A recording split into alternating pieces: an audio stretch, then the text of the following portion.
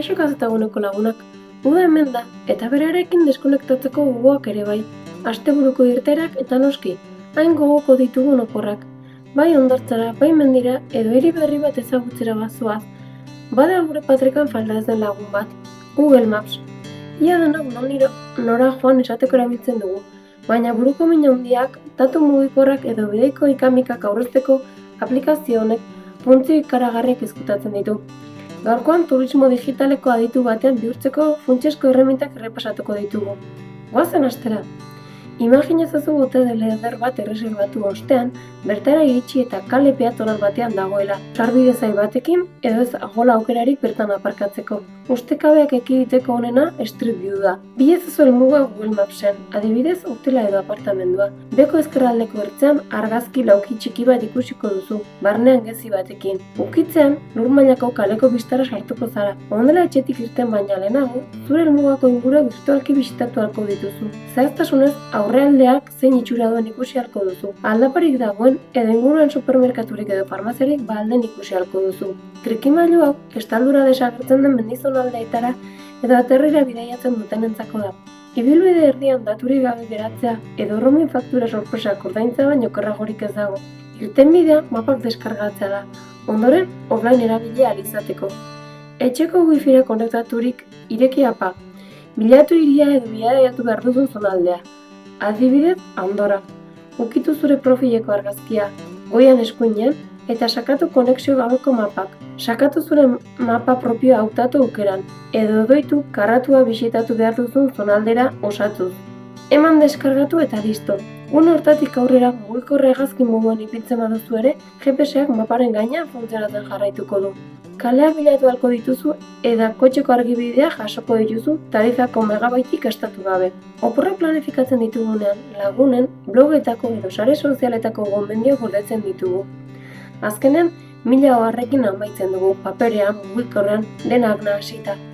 Google Mapsen dena zentraliza dezakezu zerrendak sortuz. Bilatu gomendatu dizuten tokia. Tokiaren fintxan, sakatu gorde botoia. Lehen etxitako zerrendak erabili ditzakezu, edo zerrenda berria sortu, adibidez udako oporrak. Gainera, zure bidei lagunekin zerrenda partekatu dezakezu, beraiek ere intereseko lekuak erantzi ditzaten. Zure jomugan zaudenean, gordeak erpina ireki, eta zure intereseko puntu guztiak ikusiko dituzu mapan markaturik. Honela unero jakingo dituzu gertuen geratzen zaizkizen museo edo jatetxeak.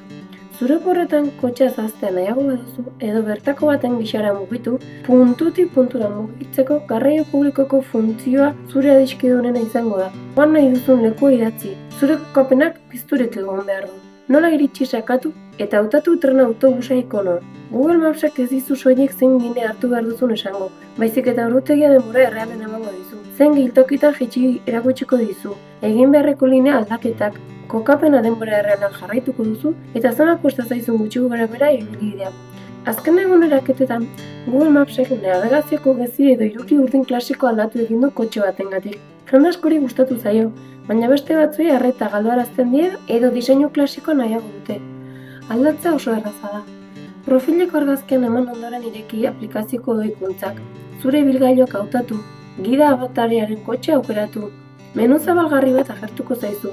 Betiko hiruki urdina hautatu aplikazio diseinu tradizionala itzultzeko. Edo beste kotxeen modelo bat eta kolore aukeratu dezakezu. Udako drama klasikoa saiesten duen tresnarekin amaituko dugu. Ordu erdiz bueltaka ibiltzea ezagutzen ez duzun hiri batean autoa bilatzen edo hondartzako parkin erralde batean. Non aparkatu funtzioek bizitza salbatuko dizu. Kotxea aparkatzean ireki apa. Sakatu mapan zure kokapena irudikatzen den puntu urdinean. Beran agerko den menuan, aparkamendu kokapena gorde aukeratu. Itzuli nahi duzunean, bilaketaren barran, aparkamendua idatzi dezakezu. Zure ibilgailura nola iritsi, gidatuko zaitu. Ikusi duzunez Google Maps errepide gida simple bat baino gehiago da. Bidei laguntzaile oso bat duzu zure eskuan. Funtzio hauek erabiltzeak lasaitasun, segurtasun eta gastuen kontrola handiagoaz gozatzeko baimenduko dizu. Gogoko baduzu eman gustuko dut, eta arpidetu zaitez gure kanalera bideo tutoretza gehiagotarako. Hurrengora arte!